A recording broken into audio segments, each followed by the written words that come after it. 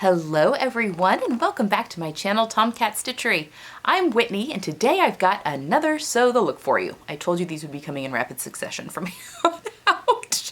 I'm wanting to get into fall sewing, although the last three for this are very transitional, so maybe I can slow them. Well, I don't want to slow them down too much though because I want to get to wearing them. But today is kind of the last like really summery dress that I wanted to get made before we start to lose our really hot summery weather. Although as I'm recording this, it is like I think today's high is 90 with like a heat index of close to 100 because the humidity is really high.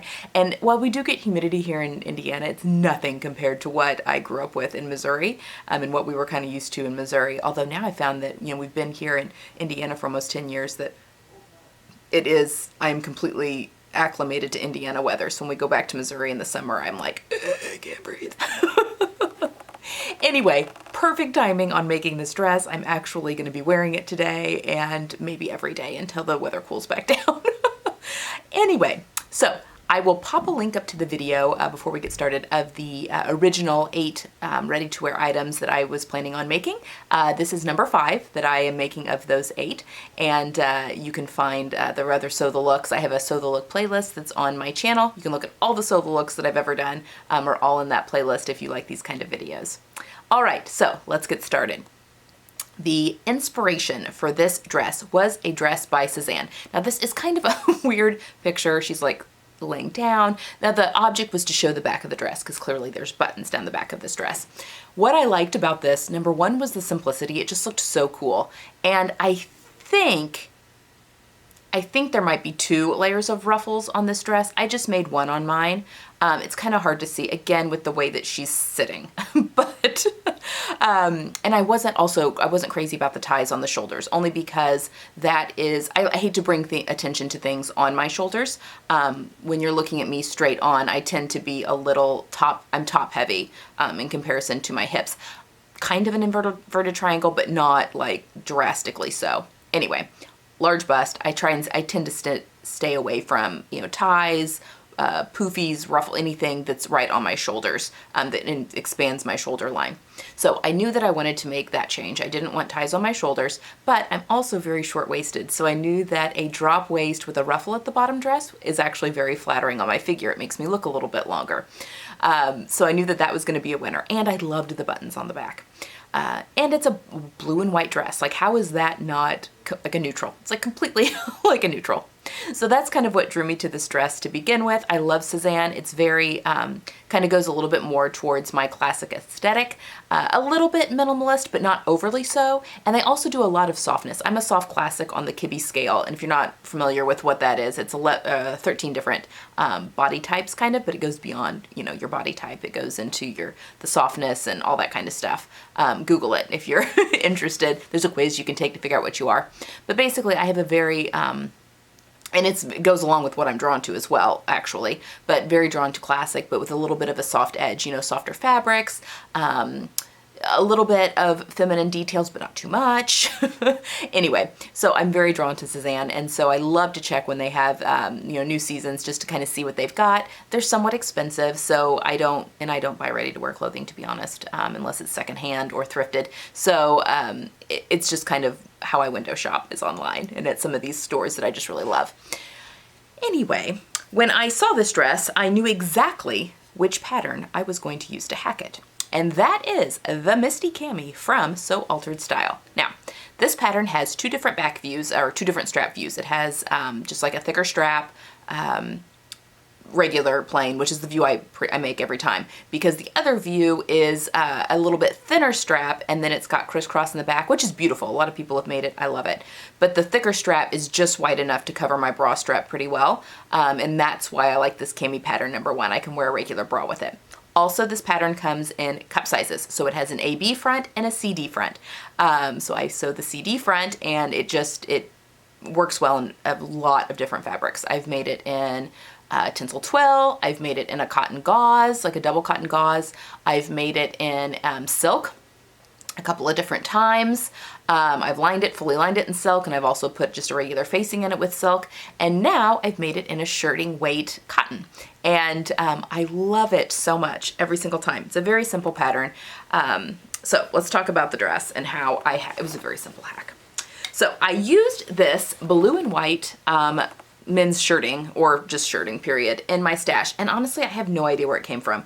I thought maybe that when my mentor Joyce, she can no longer sew, and so she gifted her entire fabric stash, like, I don't know, 60 years worth of fabric that had been collected to our sewing group. And I got a lot of really great quality stuff. She was a professional dressmaker for 50 years. Anyway, got a lot of really good stuff. I thought that maybe this came from her stash, but it had been washed when I pulled it out of my stash, which usually means that's mine, because when I buy fabric, I immediately wash it before it goes into the stash. But she was the opposite. She would wash things as she needed them. So anything that's in my stash, but I didn't go through and wash everything I got from her, because that would have taken forever. So anything in my, it's kind of how I can differentiate. Anything in my stash that I can tell has been washed, either the edges have been serged or they're just real ratty. It was before I kind of realized what a game changer serging was. So I think this was in my stash. I just have no idea where it came from. But it's just your standard blue and white men's shirting. You can find it pretty much anywhere. It's a nice soft hand. I think it would be great for a men's dress shirt, but it works perfectly for this. Now the inspiration dress is a lighter, there's a lighter contrast between the blue and white, but I really like how this one turned out.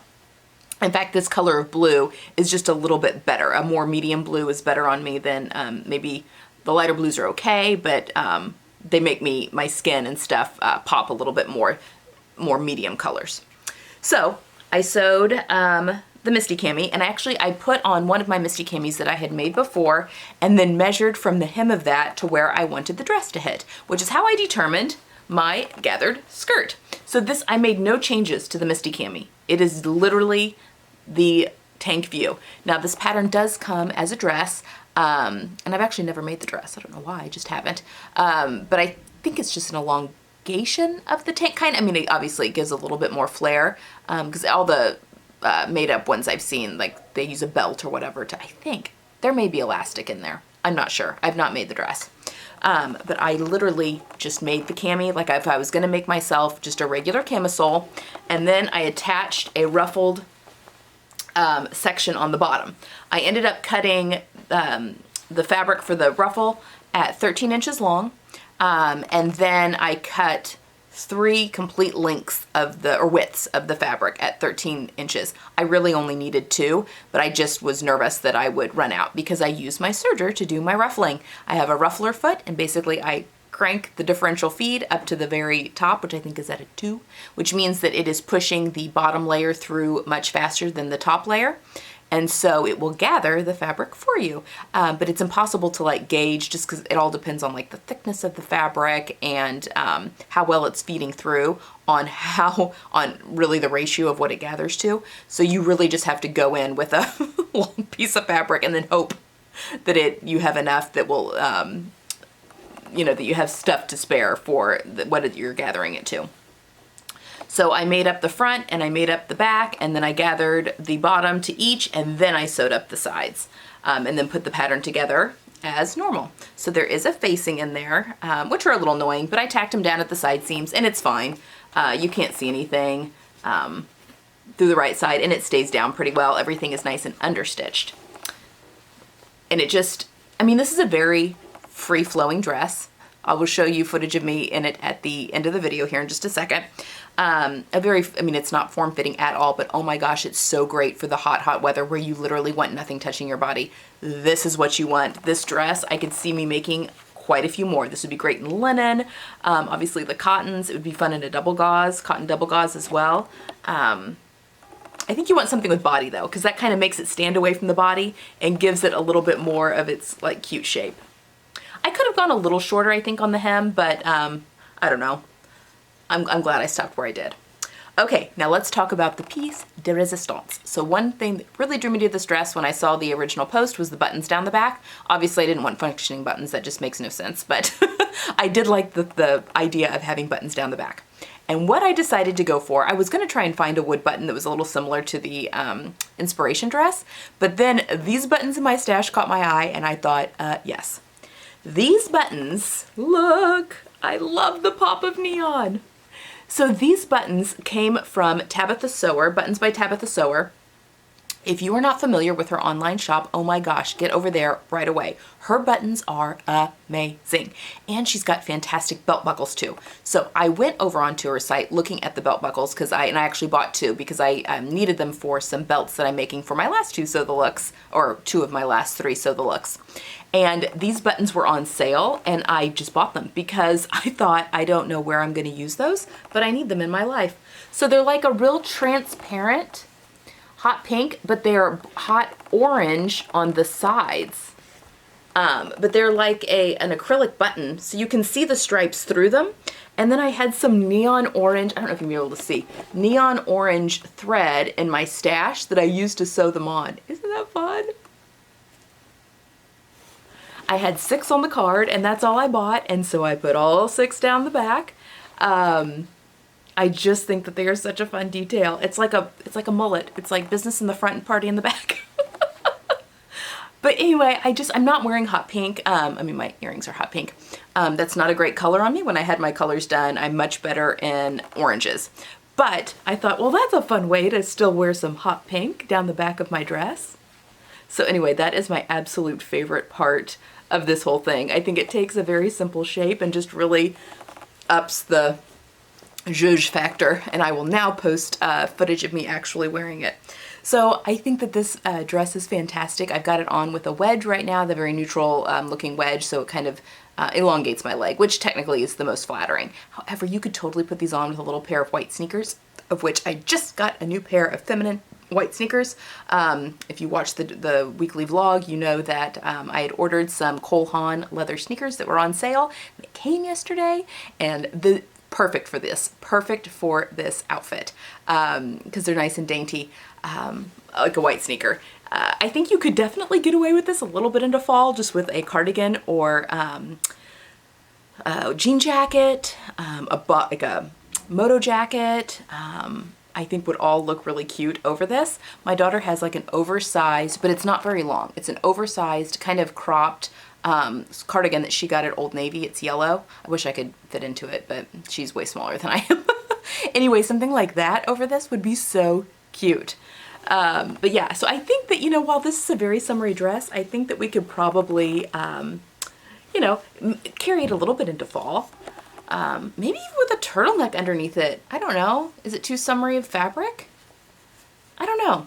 I'm gonna play around with how maybe I can take this a little bit more into the fall. But while temperatures are still soaring in the way they are now, this is gonna be worn just as is, and I'm gonna be grateful that there's no, like literally no fabric touching my body. Just nice, easy breezy, keeping you cool. I just really love this so much. Yeah, is it the most flattering on my figure? I don't know, probably not, just because it's so loose fitting, but I love it. It is just what I wanted and just perfect. So there you have it. That is my Sezane dress, Sew the Look. Actually, I have another Sezane dress coming up that is also a Sew the Look that definitely goes more fall. But yeah, you'll see them a little bit more. I just really like their website. They're French. It's very, very French. Okay guys, that's all I have for today. I hope you have enjoyed another Sew the Look video. Again, we have 3 more coming up through this series, and then we will pick more. Start all over again, more for the cooler months.